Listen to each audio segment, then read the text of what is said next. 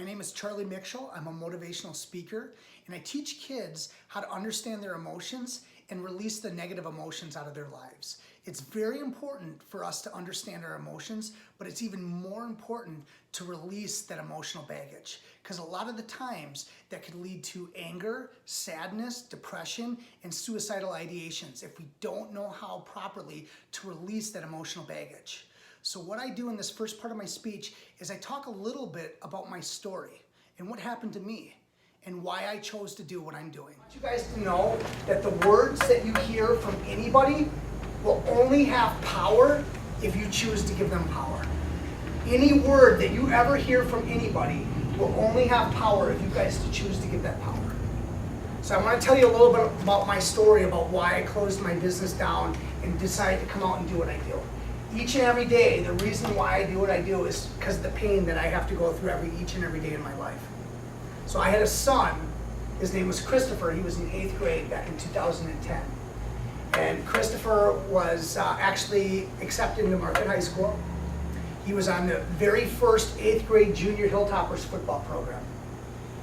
And he liked a girl in his school, and she was a very popular girl, and she did not like him back. Christopher was a very kind and gentle soul. He was very loving to people. And this girl and two of her friends decided to make fun of him and put stuff on social media and call him names. And it affected him to the point where we started to notice that he had trouble sleeping at night.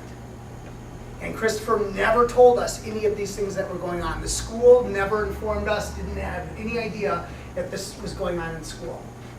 So we brought him to a pediatrician. The pediatrician tested him for everything, tested him through leukemia, tested him to see if he was sick, and nothing was coming up. And she said that your son's depressed. So she put him on depression medication. And the school year continued on, and the bullying at school continued on. And we started to notice that he was always wearing long sleeve shirts. All the time. Indoors, outdoors, wherever we were, he'd never take off his long sleeve shirts. One day I had to force up his sleeves. Force them up. And he had cut marks up and down both of his arms. These are called pre-suicidal ideations. These are the wounds that somebody makes on their arms before they attempt to take their own life. So we brought Christopher to a psychologist. The psychologist confirmed that your son was depressed, and they increased his medication. So about 2 weeks later, his mom and I went out to go get some pizza, and we left him home with his two sisters. And his 9-year-old sister, Michaela, calls up frantically, "I can't get Christopher to respond to me. I don't know what's going on. I think he's joking around." And my heart just sunk. And I knew something was wrong. I told his mom to hang up the phone and call 911. And we raced home. I went through every stop sign. I went through every stoplight. And I pull into the driveway. And I get out of the car, and I remember that burning smell in the brakes, which was forever etched in my mind. And I raced down to the basement, and I turned the corner, and there was my son. He took his own life. My son was flight for life out to Children's Hospital. He was on life support for 3 days, and he never recovered. And I remember the hardest thing I had to do is tell my 9-year-old daughter that her brother was not coming home. And the trauma and the tragedy that it caused our family is forever etched in our hearts. And that pain never goes away. But I tell you this story not for you to feel sorry for us, not to you to feel sorry for me.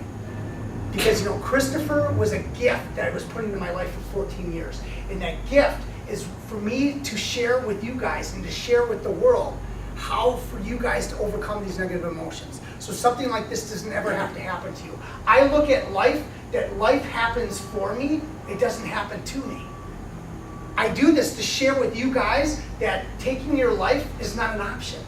There's other ways, and I can show you that if you can control your emotions, that if you guys know how to overcome your emotions, that this will never have to happen to you. That this will never have to be an option for you. I do this, my pain that I take in my heart, I do this for your parents. So they never have to experience the pain that I have to go through each and every day. I use this pain that I have to drive me to make a difference in this world. That's what I do. This is my gift to you guys. The next part of the speech, I talk about changing your physiology, the way you move, the way you breathe. just by bringing yourself up to a level 10 can completely change the state of mind that you were in. And that's what I talk about in this next part of the speech. Yes! Give the person next to you a bouncing hug. A bouncing hug. What is that? Now take a seat. What is that? This next part of the speech talks about changing your focus. A lot of the times we get into a rut when something happens to us. We think that life happens to us, it does not happen for us. But if we start to change our focus and move things into a positive direction, we start to realize that life happens for us. It does not happen to us. And that's what this next part of the speech talks about. Now there's two ways to change your state. The first one was what? We just did it. Change your what? Motion. Motion. Change your physiology. If you change your motion, you can change your state. If you're feeling sad or depressed, you change your motion, you'll change your state. The second way is to change your focus. Change what you focus on in your mind. The way we represent things. If somebody's supposed to show up at your house at 7:30, but they don't show up till 10:30, what do we typically do between 7:30 and 10:30? Don't we focus a picture in our head of why they're not there? And isn't that picture usually negative, yes or no?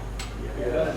We're picturing something in our head about this person doesn't want to show up at our house, they're hanging out with somebody else, they don't want to hang out with me. This is just an example. We go to a negative state of a picture in our mind about why they don't want to hang out with us. What about the things we say to ourselves? Do we start saying things to ourselves to put ourselves down about maybe why that person doesn't want to hang out with us? We might call ourselves names. We might get ourselves into a depressive state. I feel sad. Oh God, I just feel so depressed. If you say that you're sad, if you say that you're depressed, if you say that you're angry, you will feel that state. If you start saying that I'm happy, you'll feel that way. You need to say what you want to feel. It will change your state. You can eat yourself into a depressive physiology. If you start eating, now you're sad and depressed, and you start eating that junk food, it'll change your biochemistry, and it'll put you into that depressive state too. What you eat will determine how you feel. You know what? Another thing you can do? How many here have remembered a time that you felt bad and remembered the same thing over and over again? Who's done that before? Who's remembered a time that they felt bad and remembered the same thing over and over again? What about if a friend came up to you and said, oh man, I gotta go see this movie. I've seen it about 2,000 times. It's the worst movie in the world, but I've gotta go see it again. What would you say to him? What would you say to him? That I have to go see it again? Why? Would you believe him? Would you believe that he has to go see this movie over and over again? No? No. Guess what? I don't believe you guys either. I don't believe that you have to live in that negative state and relive that over and over and over again. You guys are better actors, better directors, and better producers than that. You know what the best producers do? They live in that, see that negative movie that they produced one time, they learn from it, and they celebrate their best movies. They celebrate their best movies in their lives. You guys need to celebrate what's going good in your life, not live the negative things in your life. Learn from them one time, but celebrate the good things in your life. You know what the best producers do? They look at their previews. They look at what's yet to come. Where are you guys going to be in 1 year? Where are you going to be in 3 years? Where are you going to be in 5 years? Where do you want to be? That's what you need to be focusing on. Not looking at the negatives. That's not going to get you anywhere.